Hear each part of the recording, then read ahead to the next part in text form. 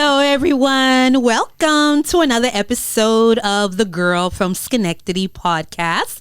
I am your amazing host, Odunayo Magic Kodumi, aka Ayo Magic, the girl from Scenectady.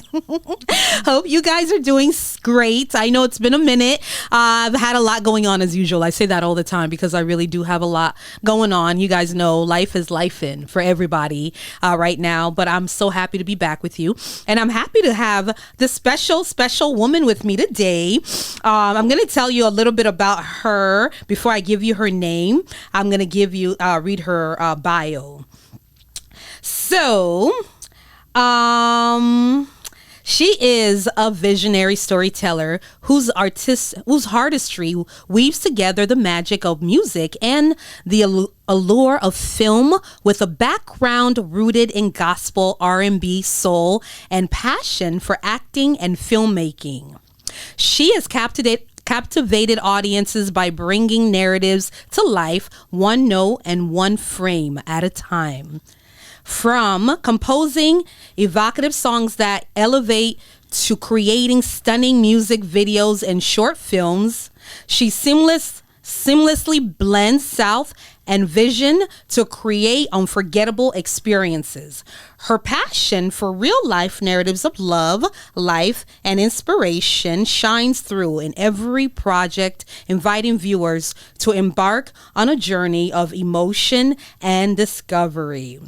So, ladies and gentlemen, please help me welcome Miss Anika, aka Sonic. Sonic. I just said it wrong. Sorry, sweetie. Sonic. That's okay. People do that so often, really? So don't even. Yes. I love that, and I have to correct them. Yeah. Sonic. So. I love it. Hey, girlie, how you doing? I'm doing great. How are you? Listen, I'm blessed. I'm happy to be alive in this crazy streets. Oh, yes. Listen, it's crazy, right? Mm-hmm. Every day I wake up is a gift. I just constantly thank God that I made it another day. Mm-hmm. Seriously. So, yeah, but I'm so happy to have you here, girl. I can't wait to get into this conversation. I'm so happy to be here. Thanks for having me. You are welcome, girl. You're welcome. We've known each other for a minute, right? Oh, yes. It's been a while. I feel like we've known each other since Ope's house when we met. Girl, that was... Arts and entertainment. Yeah. Mm-hmm. But I feel like, I don't know if I met you when I first joined Ope's house. It was 2008. No, I think it was 2008 that I actually joined. Yeah. So you started around the same time I did because I moved to California in 2008. And so what happened was I was looking for a church home. Okay. And I ended up in my music group, she was like, I know a great church you should go to. She told me about Hope's house. And so I went, I loved it. And that was in 2008. Oh my goodness. That's crazy. Yeah, it was right around the same time. Again, but let me tell you, you are an amazing singer because then I've heard you sing. I've heard your beautiful voice. I've seen some of your videos. Like, I'm like, girl, just don't forget me when you become famous. Because I'm like, you're just so gifted. Thank you. Beautiful inside and out. Always. Thank you so much. Always, of course. You're welcome. So anyway, let's get right into this. I always start with a quote. I didn't warn you about this. It's a surprise. I think you'll like it though. There was this quote that I found. I actually posted it not too long ago on social media. So I don't know. You're on my social media page. You might have seen me post it, but I just love it and I want to get your opinion. Okay. Sure. So it says, a happy life consists not in the absence, but in the mastery of hardships by Ellen Keller. What do you think that means? So to me, that means, you're growing as you go through different hardships that you face in life. As you grow, you get stronger. You build up that resistance and you find out how to deal with it and how to cope and how to manage. And the more you experience life, because we all go through it, we all have hardships and situations that kind of like blindside us and we're like, what the heck is going on? But you get this peace in the troubles. God definitely helps you through all of that for sure. But prayer, but having a sense of self, knowing who you are and knowing that you can overcome. I think that's what gets you, because once you overcome something that's like, you think that you're not going to make it through, you're like, oh, I can make it through anything. Yes. I can make it. I made it before and I can do it again. Yes. So, I love that. I totally agree. That's exactly how I took it, honestly. It's like, it's not the absence, right? But of the mastery of hardships. So we can't avoid hardships. Like life is going to be hard. Like stuff is going to happen. Yeah. You know what I mean? And it's so funny too, because I'm reading this book. I found this book on Audible. It's a crazy book. I forgot. Oh my goodness. I don't remember the name of the author. I just stumbled upon it. But it's got a little bit of a cursing in the title, and it's got some curse words, which is funny. So I'm not going to say the cursing part, but it says it's the art of not giving a F-U-C-K. Oh, I've heard of that. I've seen that book, actually. It is so good. I haven't read it, but I really did see that. I have to finish it. I literally just got into it. I'm like on the track 4 or something, so I'm still in the early, but I'm like, yo, this guy, he curses. Now I don't think he curses the whole way through. He only cursed probably in the first 2 tracks, but the way he's cursing, he's making like a statement, he's making sense. Like he's literally like trying to give he's trying to find a way to describe what he's trying to say, and you kind of get it. You get it why he's putting the curse words in there. He's not cursing just to curse. You know what I mean? But what I love about the book, he talks about how problems, he says that in life, this life is made for us to have problems, and joy and happiness comes from overcoming problems. Oh, yeah. Yeah. Resilience. Yes. Build that resilience. If we don't have problems and we don't have situations and hardships, we won't have happiness. That is so true. Yeah, and he says that. He's like, yeah, so that's kind of like how I took this quote, basically. He says a lot of deep stuff in that audiobook. I have to finish reading it. I'm going to have to get that. Yeah, it's good. I think you'll like it. Yeah, it kind of opens up your mind in a way. It's like been opening up my mind in a way of looking at changing your perspective on how you handle all the hard things that happen in life, and the things that we focus our attention on, how we magnify certain things that we don't need to magnify, but we should like literally, and he just kind of forces you to kind of really also be content with who you are, no matter where you are in your life and how your life is. Even if you're not where you are, he talks about it like being happy right consistent in the moment of where you are, and then just realizing that happiness literally comes from you constantly having problems. And he says we can choose what type of problems we want in our lives, and because we get to find our joy from what kind of problems we choose to solve, something like that. Well, a lot of times we create our own problems. Yes, because it's mental, right? Yes, like the things that we think of and we dwell on every day. It's about changing your mindset to a mindset of positivity. Yes. Getting away from those negative thoughts. Yes, I agree. I agree. And that's kind of what this quote, what's funny enough, was kind of like, I felt like it made me think of a happy life consists of not in the absence, but the mastery. You get to master hardships. When we get to be a master of our lives, of hardships, of all the hard stuff and hardships that we go through, we master life, and then we're always gonna have our joy, because nothing's ever gonna steal my joy. Like, get to that place. I'm at that place now. I'm like, I'm never gonna let anything steal my joy. The joy of the Lord is my strength. That is so true. But when you think about it, Ayo, those that kind of dwell in this negativity, they're not happy because they're not mastering those issues, right? That's right. They stay there. Everyone knows someone like that, right? I'm sure you know someone that every time you talk to them, it's negativity. Yes. You know, I'm going through this, I'm going through that, this happened, that happened. It's just always a dark cloud. Yes. And they're trapped. So they're not happy, right? It's all about mindset. It's how you view your issues and how you overcome them and how you make it a point to stay in a positive mindset so that you're not in that depressive, woe is me, cup half empty. I can't talk. I know. Cup half empty mentality. So that's what it is. That makes sense. Ooh, girl, this is getting good. This is gonna be a good one. That was good, girl. Moving on. I'm gonna move on because I have some juicy questions I want to talk about with you today. Sure. First of all, you were at my recent stage reading of my new play, Love Hurdle. That was amazing. It was. Did you like it? I loved it. Oh my God. Liked it, girl. I loved it. Really? Yes. Come on, Jesus. And so many people were just like, you have to put this play up, Ayo. You have to.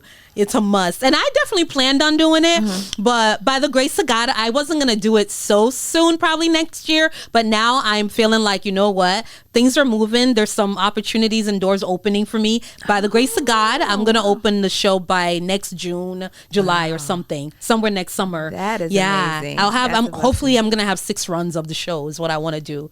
So so everybody said it was good. You have to put it up. I'm like, okay, we're going to do it. It was great. It was I good. loved it. I enjoyed it so much. love. Yes. So this question is actually from the play. Yeah, it's about some of the characters. I don't know if you remember, but I'll remind you. Okay. So similar to the characters in my play Love Hurdle, a woman can be so jealous or threatened by another woman to the point of not realizing her own worth or value until another woman or that woman that she's threatened or jealous of tells her her worth or value. Right? Do you think this is a common thing that happens like amongst like women or just even friends even? Oh yeah, absolutely. It's a spirit of comparison. Yes. You know, people like to compare like, well, she has that and I don't have this, or he's more interested in that because she's like this, and you know, it starts to get to your head and you start to kind of beat yourself up because you're not what they are. But people need to realize God made us all to be individuals. We're all great in our own way. Yes. And that we need to love us for who we are. We Absolutely. need to love ourselves for who we are. For who we are. I agree. So in my play, I don't know if you remember the character of specifically that I played, Monet. Yeah, Monet. She has this thing where she's insecure in her relationship with her man, and basically she's just jealous of the ex, right, Janine, because she feels like Janine has a better relationship with him sexually and more just a close friendship. So I think she was jealous of the friendship, but also of their intimacy. And she feels like she's lacking that in her relationship to the point where she's almost sabotages her relationship with the guy. And meanwhile, the guy's crazy in love with her, right? My partner in the story, he's crazy in love with me. And I don't even see that because I'm so obsessed with being jealous of the other character. So I think that happens in life, and that was just interesting. I didn't even write, honestly, when I wrote the script, I don't know where it came from. I didn't write this. This just came out when we did the reading. I noticed this. Even when we did the talk back, you know, we had Dawn also brought it up when we were doing the talk back on the second day. I think it was the second performance that you came to the first one. I came to the first. Yeah, she brought it up in the second one, and I was like, oh, girl. Wow, that's true. I didn't even notice that. Yeah, she was pretty jealous and insecure, and she almost sabotaged her relationship because of it. You know, meanwhile, her partner is in love with her. So there's a part in the end where Janine, the girl that she's jealous of, says, you know, he's in love with you. Right. She had to let her know that this what the facts were. Like, look, girl, you're messing up. You're messing up. He's in love with you. He wants you. He doesn't want me. Me and him have history, but that's it. It's done. This is your future. This is your future husband. This guy is in love with you, and he's never been in love with nobody. And he loves you, and you're a catch, and you need to know that.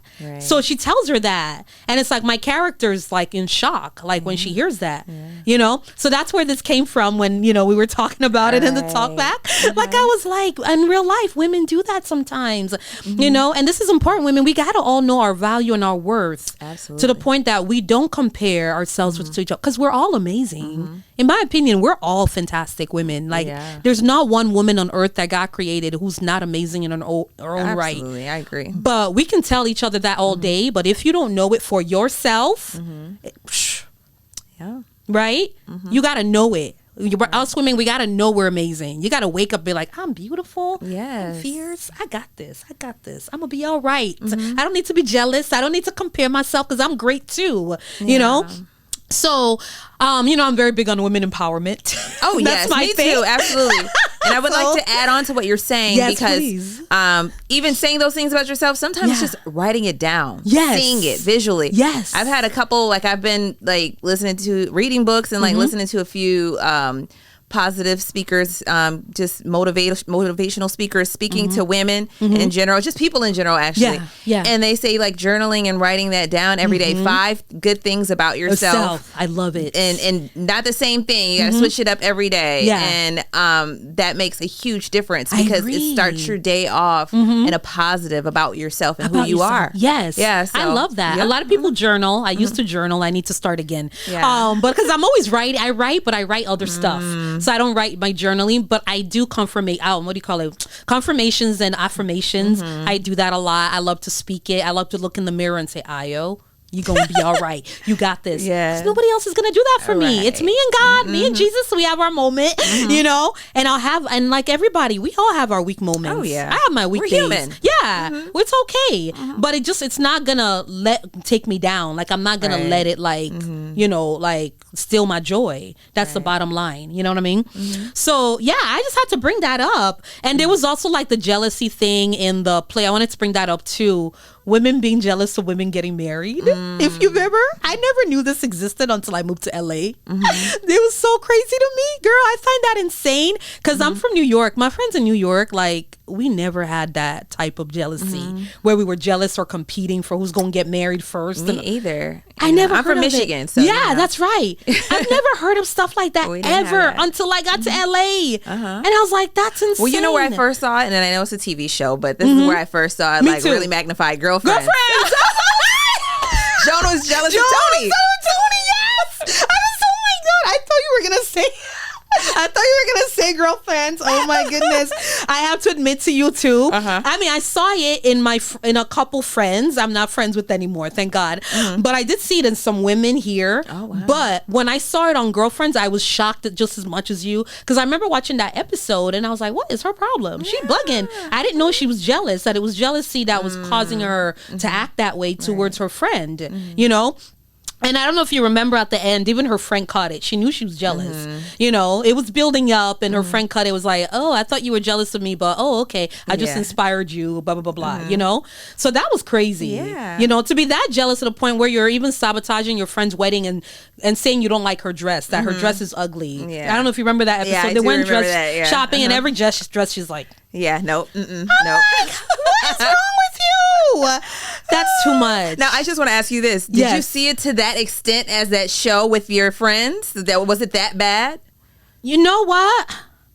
I don't even know how, because I'm not friends with them anymore. None of these women, but I want to say it was close. Really? Because the thing with women is we are emotional. We're emotional creatures, you know. And I think that because of the jealousy, their friendship ended on something else, but I think that was underneath it. Does that make sense? They're not going to come right out and say, "I'm jealous that you got married before me."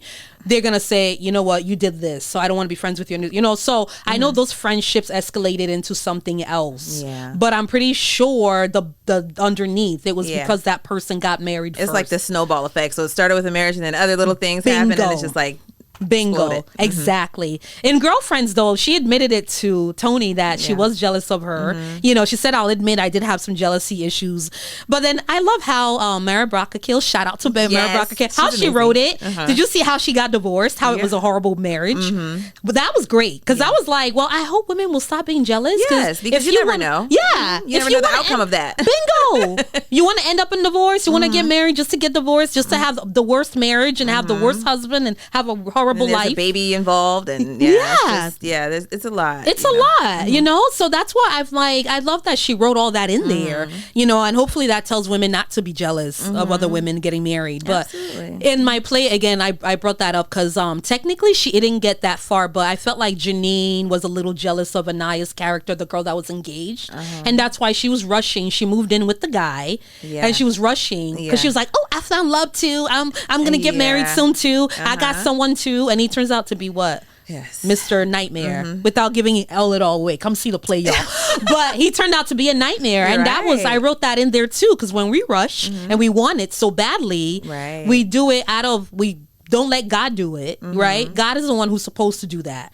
So if we rush and we don't let God do it, guess what? You don't know, things happen. Right, exactly. So anyways, yo, I hope that honestly helps somebody. I'm done. We're moving on, girl. So I want to talk about this entertainment industry, girl, because you've been in this industry for a while. We've been in it for a minute. Oh, yes. And I know it can get exhausting. It can get overwhelming, frustrating. Like, how do you motivate yourself to keep pursuing your dreams and keep going on those hard days? So on those hard days where you're frustrated, for me, it's kind of just going back to the basics, like going back to why did I decide that I want to pursue music? Why did I decide that I love film? And it's really just asking myself why. Yeah. And when I ask myself why, I think about everything from my start, singing with my brother in church, singing in my school choir, singing and writing music, you know, just doing different shows and performances locally and, you know, for different events and things of that nature. Yeah. And just my why is I do it because I love it. So when you truly are passionate and you love what you do, it doesn't matter what's going on or, you know, you're like, oh, well, I expected this or that. It doesn't matter. You're always going to be passionate about what you love to do. That's why I say if people are getting into the music industry because they want to be Beyonce, if they're getting into the film industry because they want to be Denzel Washington, don't do that. You know, these people had a true passion for their craft and they pursued it and they believed in themselves and they achieved it. Yep. So for me, it's like, it doesn't matter. I'm going to always do it. That's why I've had people even ask me, girl, you still doing music? Of course. I'm like, what kind of question is that?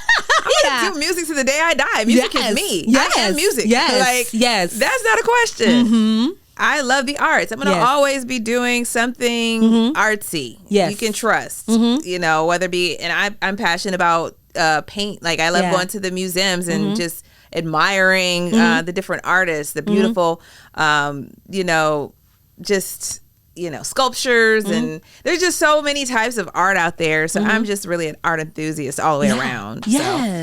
So for me, there is situations where things don't go right. Being a woman in the industry, we face a lot, you know, with some of the guys. Girl, I so that can be frustrating. I actually quit music for a while. Really? Yeah, I was just so overwhelmed and just like really frustrated with a guy that, you know, the meeting went really well, but then, you know, then he came with some like side, like weird stuff. Like it was so bad.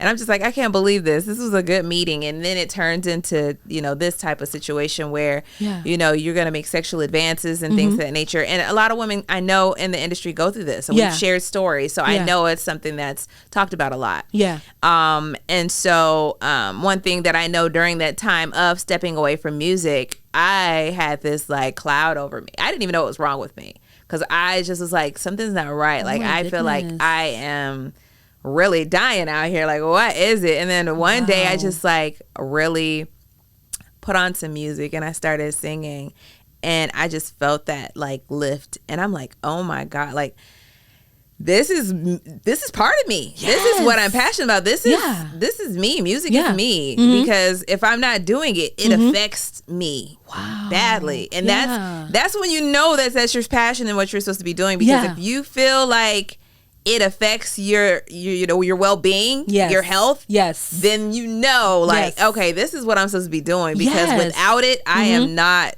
good. I'm not good.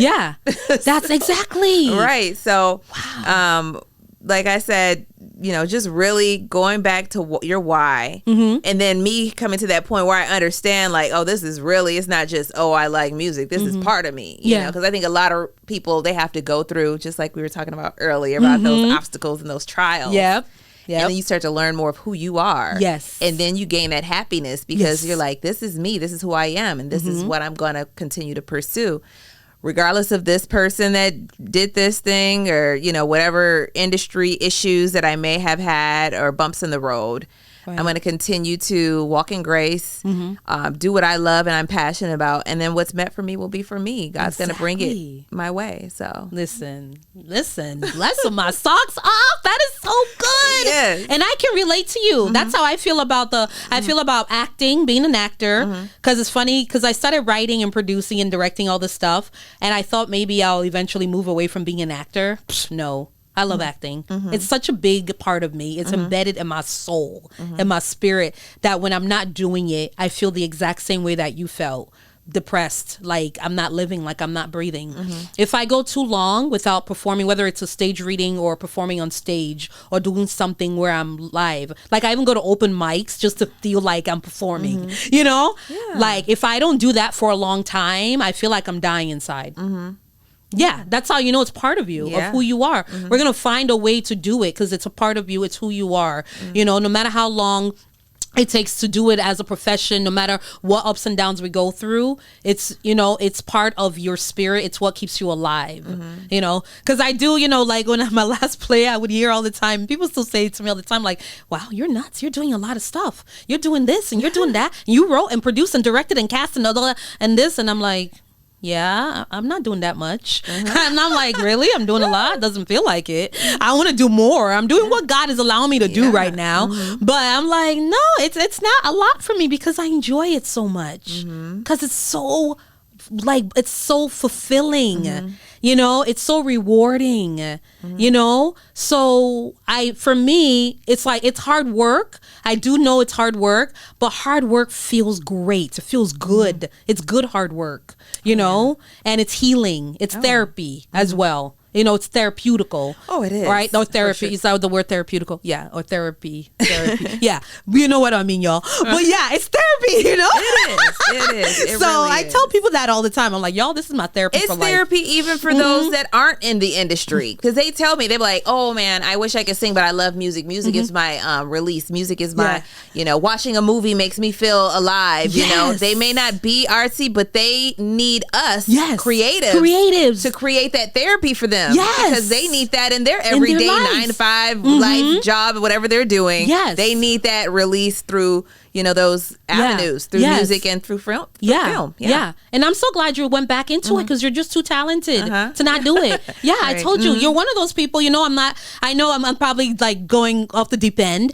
but I love, there's some amazing singers out there. There's a lot of great singers, but there's some singers, like when they just start to sing, their voice like does something, like it just like gives me goosebumps, like chills, like I'm just like, oh, like, when you wake up somebody's soul with your voice, that's what I feel like you do each time I hear you sing. Oh, yeah. And it reminds me of, I gotta say, shout out to Shantae Moore. Oh yeah. She does that to me every time. Oh my God. Every time she sings, her voice is just so beautiful, angelic. And it just gives me goosebumps and chills every time I hear her sing. Oh, yes. Your voice does that too. Thank you. Yeah. Not everybody does that for me. Not everyone. I don't know. Maybe it's me, but I feel like, everyone that's talented has their own gift and talent, but just some singers, they have that thing, So yeah. So I'm glad, girl. I'm glad you didn't give up. I'm glad you're still doing it. Still doing it. Yes. That's awesome. Still creating, still writing, still singing. Yeah. Yes. Awesome. Well, that's so good. Okay. Well, moving on. Let's see. I got some more juicy stuff we're going to talk about here. So this is something I thought was interesting that I found recently. And it also kind of just reference Proverbs 14:1, the New Living Translation. It says, a wise woman builds her home, but a foolish woman tears it down with her own hands. And then I read this article, and the article said, there's power in self-doubt. We will never fully pursue what we don't believe we will receive. So with our own hands, we tear down our own blessings, our relationships, and opportunities. So that article was going into a lot more deeper stuff. But basically it was just saying that if we don't believe first, believing is what comes first, right? You have to believe it. You have to think it. You have to see it. You have to know it and claim it first. In that belief, we manifest and we create and we put 100% into getting something we want. And therefore it comes to life. Right. But if we don't believe and we're doubting, we have that self-doubt, and that self-doubt grows, we're never going to achieve anything. So yeah. And then Proverbs showed up because I think in the article it was saying, a wise woman, we can build a house with our own hands, and then with foolishness we can, damage that house too and crush it down. So we have to choose, are we building or are we crushing it down? Because we have the power that to do both. And we don't realize how powerful we are, how powerful beings that we are. Oh, yeah. I think that's what it comes to. So I wanted to ask you about that, like what you thought about this article, if you can relate in any way. I think that's very true. I think we all have our share of struggling and self-doubt. But I think what's very vital and important is what you tell yourself. Yes. What you tell yourself. Yes. If you stay in this place of woe is me, I'm not going to reach these goals that I have, I'm not going to do what I am passionate about, it's going to stunt you. You're not going to be able to achieve those things because that's what you're telling yourself. Yeah. But when you start to and I say this all the time. You really have to learn how to retrain your brain. I read a book and it's so powerful. I'm not finished with it yet, but it's called Mind Power. Ooh, it is so amazing. That sounds good. Okay, I gotta get that one too. You need to get that because this is the thing. This is what it really focuses on, because what we do a lot to make sure that we're staying healthy by working out, eating well, eating healthy, you know, making sure that those parts of our life are great. We take care of our spiritual. We go to church, we pray, we meditate, we do those things. But what are we doing for our mind? Ooh, what are we doing for our mind? That's good. What exercises are we doing to make sure that we stay in a positive mind frame? Yes. What are we? So this book like goes through different things you can do to exercise and getting your mind to the point where it's on point, so where you can achieve those goals, so where you're not dwelling on those negative thoughts, so where you're redirecting yourself right away. If you have that thought, redirect yourself with a positive thought. So it's kind of giving you the tools you need to give you a straight thinking process, like a clear-minded, positive thinking process to achieve the goals that you have, that you're planning to achieve in life. So it's really awesome. Oh, that's amazing. I love that. Yeah, I got to get that book. Yeah. I thought I talked about it in a previous episode in my podcast. I can't remember which one. I think it was one of the ones with Ina Fleming. We talked about the power, how powerful our mind is. And it said something about looking at your life and your environment, and that it was created by our subconscious, like our mind, like how we've used our mind.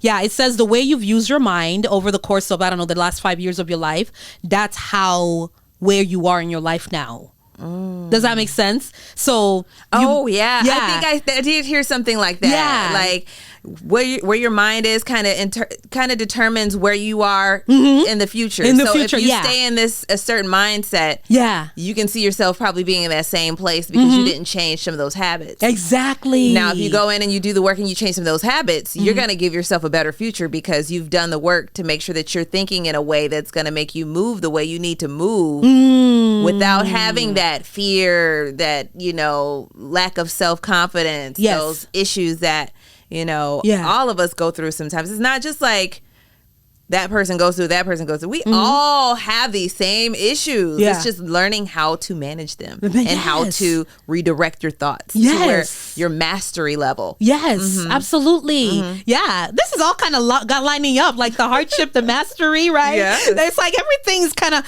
listen, it's the Holy Spirit working. I didn't plan this. This is all God right now. I feel like it keeps coming back to that quote of mastering hardships and mastering yourself and mastering your life and mastering your mind and your thoughts, and you know, like all of it is kind of intertwined. That's amazing. I love that. I need to get that book too. And that's the other thing, I'm trying to read more. To finish it. I know, right? Girl, listen, it's hard. That's a challenge for me because I love to read, and I've been so inspired and transformed by so many amazing books, but I get so caught up in life, other things, and then I'll go like 4 months and I haven't read a book or even an audio book. You know, I try to do at least one or the other, you know, and I'm like, man, I need something's missing. Like, I'm like, I need something's missing. Like, there's an ingredient that I need in my life right now that my taste buds are missing. You know, like when we're cooking and we're craving something, I crave good books and I crave things like that, you know? And I think that that's a good thing for me to know that, wow, I'm actually in a place in my life where I'm constantly working and improving myself. You know, that gave me, it made me feel good about myself because I'm like, oh, Ayo, when you're not doing the work, you feel it. You know what I'm saying? Like, I feel it. I'm like, oh, girl, I've been slacking off because I've had a rough couple weeks. You know, I told you I was having these hot flashes. Took me out for like the last couple weeks because I couldn't sleep. I was waking up like a zombie. Like, it was so hard to focus. But by the grace of God, I'm good. If you don't notice, I have no hot flashes. Thank you, Jesus. And I'm just getting back to myself now and getting back to my groove. Thank you, Lord. Good. Yeah. So I feel like that was part of it too. And life is going to happen. Things happen to take us off, but we just got to get back on on. Get back on the That's saddle. important. You know, keep working on yourself, keep praying, keep fasting, keep trusting, keep believing, you know, do the work and you'll get back in. That's yeah. so true. Yeah, I love it. Oh, girl, this is so good. You are blessing my life today. So I wanted to shift back into, I think I had another question in here about relationships. And this was just something that was on my mind because I was listening to a podcast recently and I'm like, okay, I don't know if you listen to podcasts all the time. I do pretty often. And a lot of them are pretty helpful, but not all of them. Some of them are so weird, right? And I was reading and I said there's some podcasts that claim to be helpful, especially for relationships and dating, specifically in the relationship and dating department. But they have a negative connotation sometimes. The question for you, love, is do you think that these podcasts can cause men and women to have negative or unrealistic expectations when it comes to dating and relationships? I really think it depends on the podcast you're watching. Yes. Because if I find, or listening to, I should say. Yes. Yeah. They're both. They're Yeah. Because both. some of them you can watch and listen. Yeah. And I have a few that I am really into, but I'm not gonna stay in tune with something that I don't feel like I'm getting fed from. Like I don't feel like it's making me better. I'm not learning from. You know, I really do love Laterris Whitfield's. Me too. Are you kidding me? Oh my I God. love That's like his my top podcast. favorite. Is Laterris. Yeah. I feel like I've learned so So much. much. So Yes. much. As a woman that's single, that's never been married. Yes. And that wants to get married. Yes. It's I perfect. feel like it's great because now Yes. I'm learning from other couples that have Yes. been married for years, Yes. what they've been through, what they've overcome, how Absolutely. they've overcome it, Absolutely. what they use, what techniques and methods they've used to help them. So it just feels like I'm in training, really. Yeah. Like I'm learning different ways to execute my marriage when Yes. I do get married. Yes. So I'm definitely getting fed from that. Now there are some out there that I'm sure are not as fulfilling and positive. Yep. I'm trying to think if there's any that I know off the bat. I don't want to put them on blast. I don't want to put them on blast either, but they're out there. They are. Yeah. Yeah. But I can see where I really just think it takes a lot of prayer and discernment to know, Yes. like this, if you're watching something that is not Prayer good, and discernment, that part. You just said it perfectly. just you have to be like, this is not good for me. I should not watch this podcast. This is not feeding me. It's not giving me something that I can take with me and grow with. So, you know, that's just the thing. But I do know that there's a lot of advice out there that isn't the best when it comes to dating, whether it be podcasts, social media, things of that nature, that I see. And I'm just like, that is not good advice. Exactly. I hope people don't listen to this. Can I give you an example? Yes. I have an example of one. So one that I listened to recently is a married woman, and a lot of them is married women trying to give advice to single women, basically saying the way she found her husband was that she pursued him. Because some women believe in pursuing the man and proposing to men and all this stuff these days. And a lot of women be like, well, I chased him down until eventually he gave in and married me, or eventually he saw that I was interested. I've heard a lot of those. I know someone who did that actually when I was younger. Oh, a lot of women have done that. In our 20s, yes. Yeah. I know a girl who did that and succeeded, actually. That's what I'm saying. They succeeded. But that's a very small hometown, though, that I'm from, too. So okay. I think that's why. Not everybody. Yeah. That's my whole point.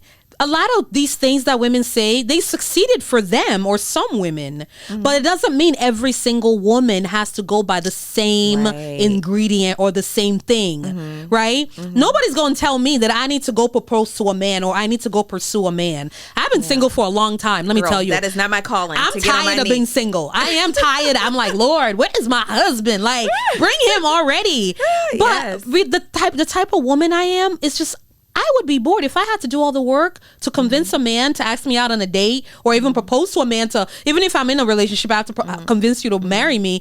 Like, I'm bored with you already. Like, I'm already bored. I'm like, what are we doing? Like, you know, and I just, maybe because of my mindset is very traditional too, the way I was raised, my parents raised me, men are hunters. They're supposed to hunt, you know? And you know what? We got to go back to Dear Future Wifey podcast. You know, one thing Laterra says all the time that I love, he says, a woman presents and not pursues, and a man pursues and not persuades. I absolutely love that. I like that too. I love that. I believe in that. That's what I believe in. That's what I live by. that men are supposed to pursue you. They're supposed to see, they're a man who, and it says in the Bible, he who finds a wife finds a good thing and obtains favor from the Lord. Women are we're the prize.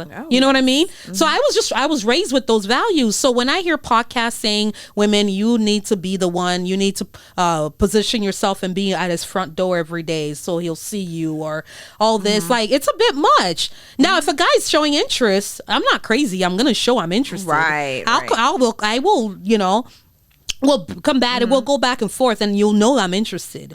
But I'm not going full out, like, show up all the time and be like, God said you my husband, so what's up? Like, Lateris talks about that all the time. He does that too. He does that a lot. And they say even if God did tell you that, right? Yeah. You're not even supposed to tell that man that. You're supposed to wait until he has that. He has that revelation too. Yes. That's what I don't understand. I do not get that. He talks about it all the time on his podcast. He's like, women are always chasing after him, sleeting into his inbox, talking about God said that we're supposed to get married, even moving to his state. They will move to Texas, down the street. Said somebody even moved down the street from his house or something crazy. Yeah, and said that's scary. Yeah, I'm like, that's stalkish. That's not even. I don't know if it's down his house, but moved to his city, at least close to where he was, and said flat out, like, we're supposed to get married. God told me so. And I'm like, you don't believe God is a good enough God to tell him that? You have to tell him. It's crazy. Well, I do believe this in positioning, not standing at this man's front door every day. Exactly. But I did, many years ago, Tony Gaskins came.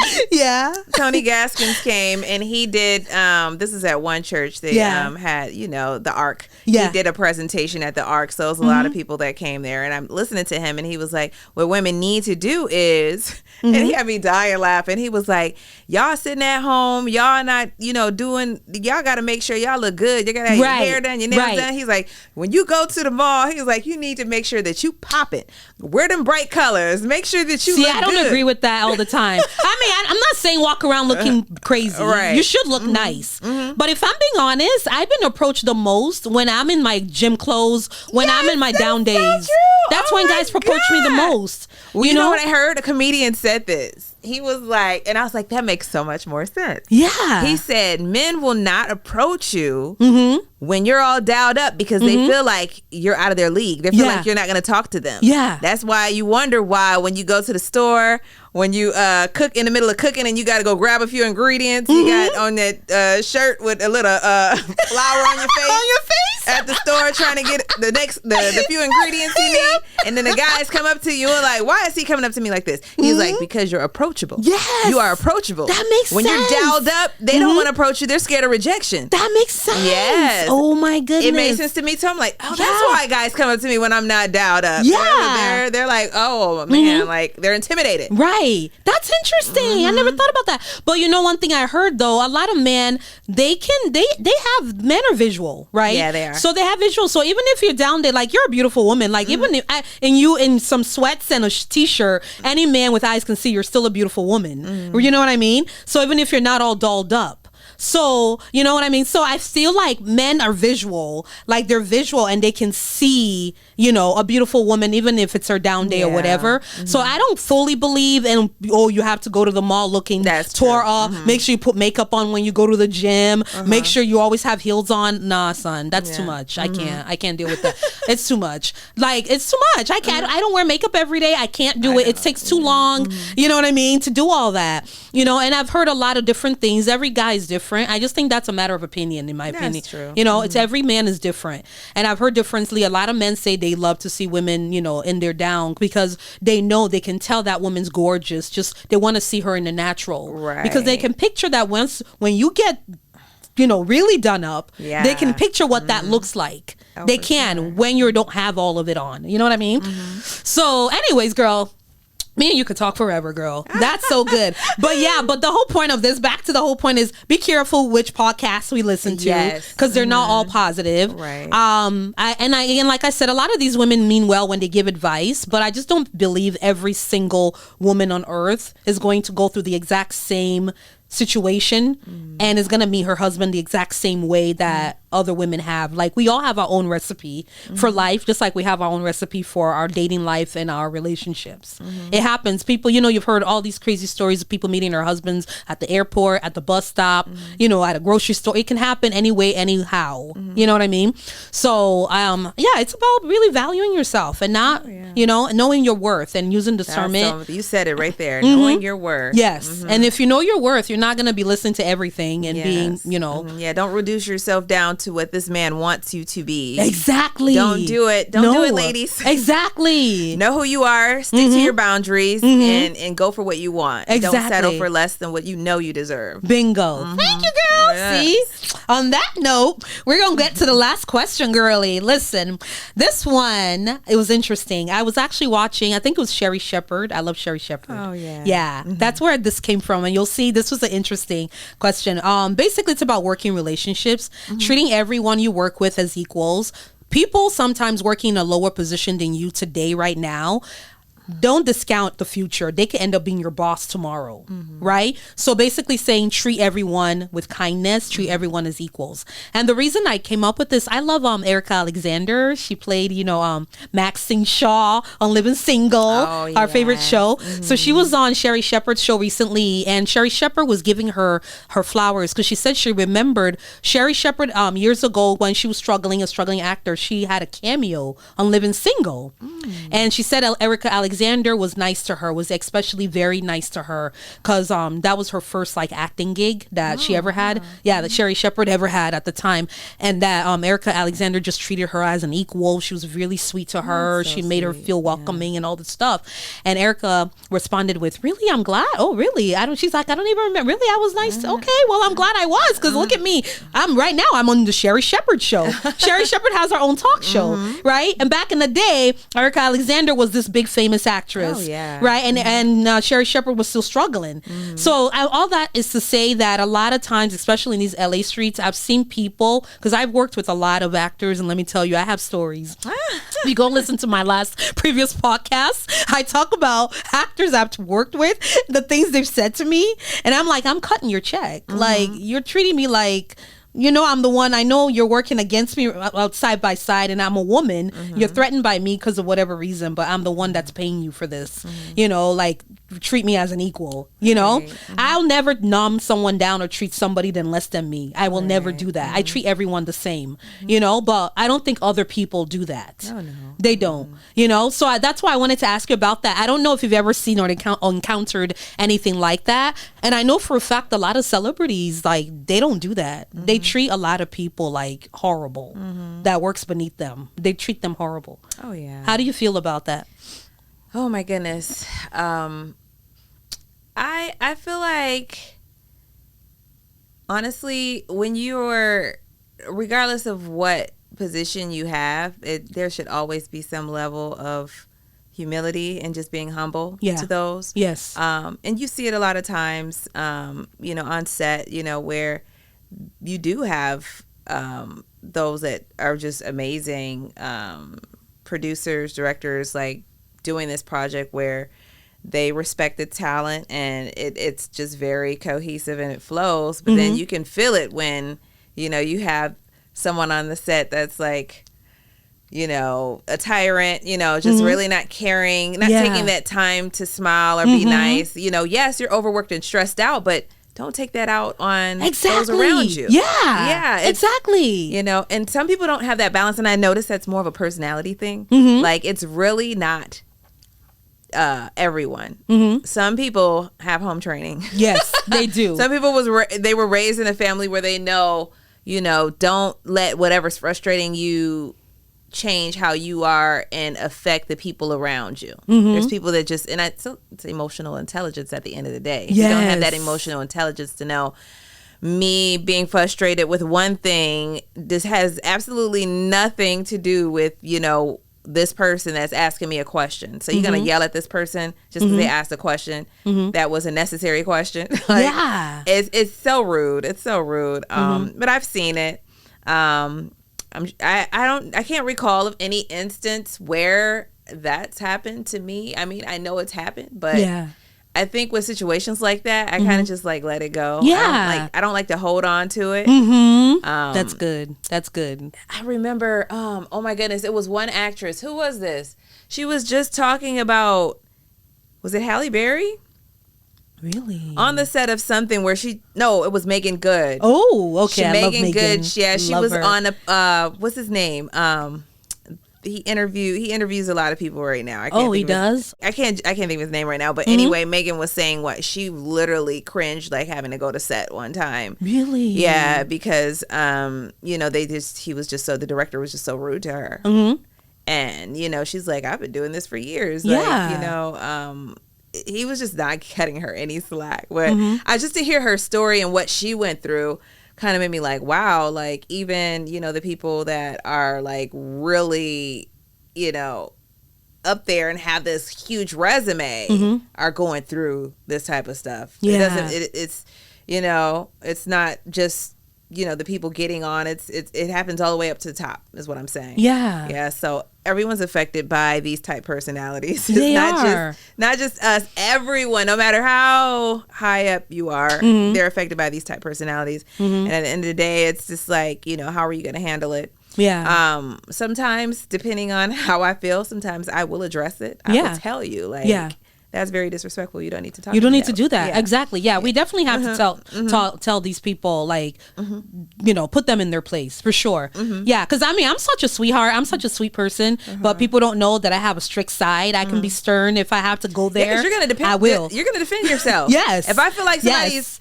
Because you're your own advocate. Like, if somebody's treating you bad, you have to stand up for yourself. Yeah, definitely. Yeah, and I will. I stand up for myself, and I'm standing up for myself even more now. Now that I've done this so much more, like I know now I'm ready for it. Like, because then I'm a sweet person. I expect good from everyone. Right. So it always catches me off guard when people like walk all over me or say stuff. Everybody wasn't raised the way you were raised. Yeah, exactly. That's what you gotta learn. Like, yeah, because it took a while. I'm like, oh my god, I can't believe this person did this. Or I'd be so caught off guard. Yeah, but I had to realize, like, girl, they weren't raised like you. Exactly. They don't expect you from everyone. They don't got your mama and daddy. They ain't got your grandparents. They weren't raised like you were raised. Exactly. Keep that. So I have to keep that at the forefront of my mind and know that people act different according to the environments that they are raised in. That's right. Well, girl, we're running out of time. We got 9 minutes left. Well, in a nutshell, because I want to do a rapid fire section.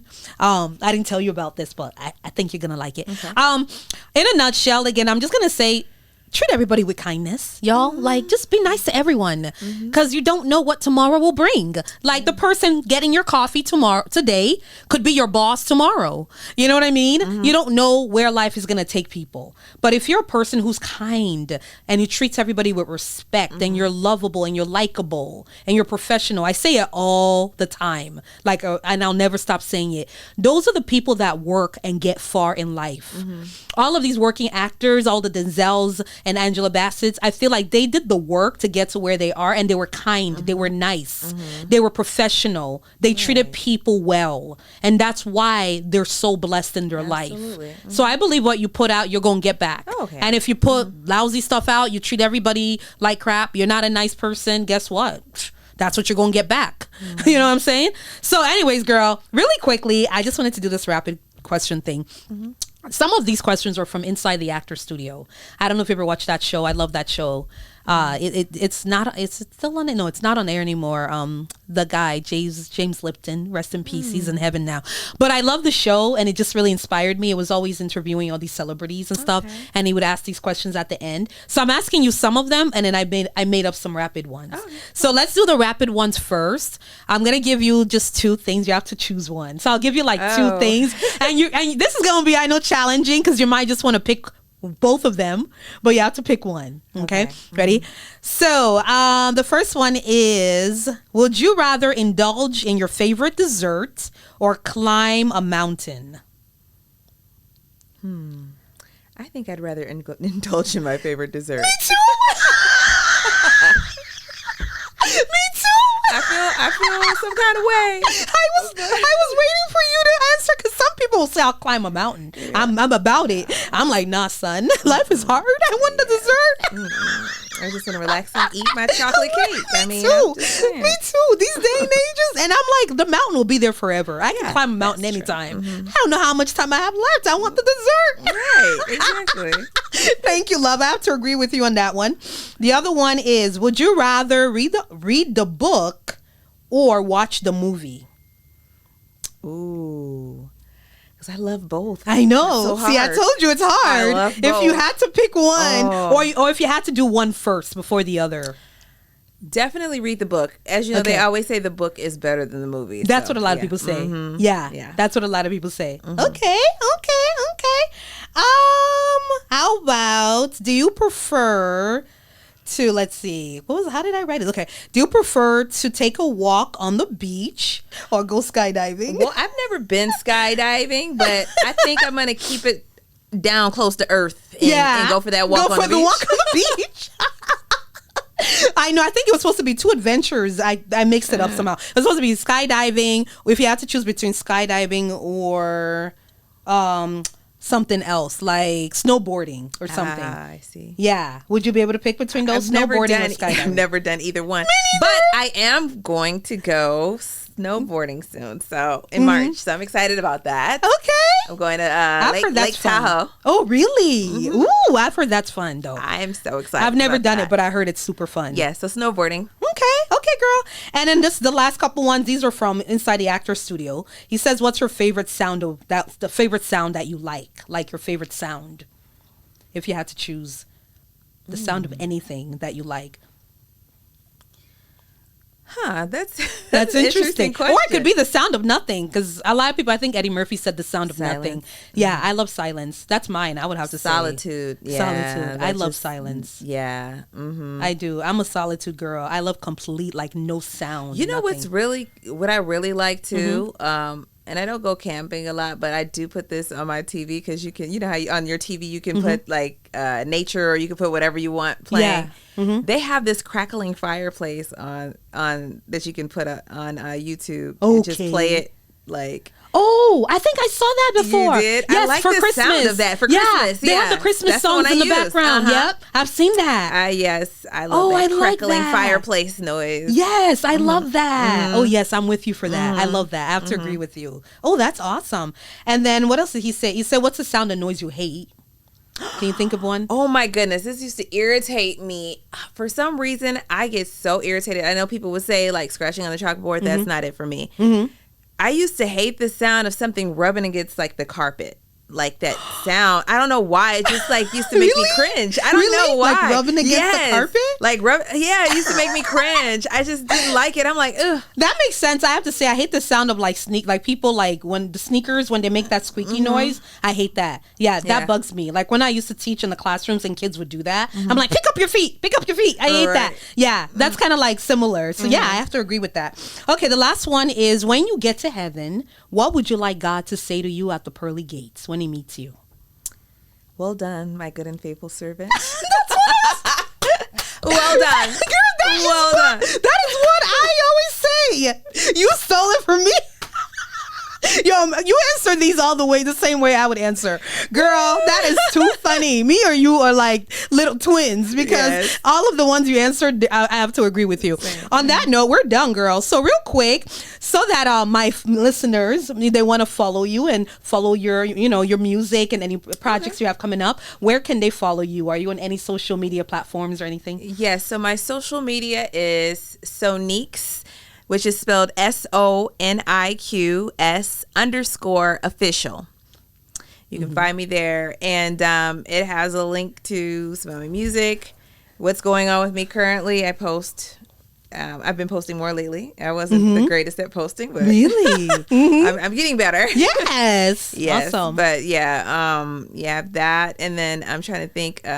I'm rarely on Facebook. Yeah, I'm rarely on there. Me neither. I'm not on there that much either. So I wouldn't even give that. But if you do, it's Sony Queen on there. Okay. And that's pretty much it. Awesome. All right, girlie. Thanks for coming. Thanks for having me. This was fun. You gotta come back. We gotta do this again. Yes, we will. We have to. Okay. Okay. Good. Yes. So you guys, you can follow me as well on Instagram. I'm at IOMagic on all platforms. That's AYOMAJEK.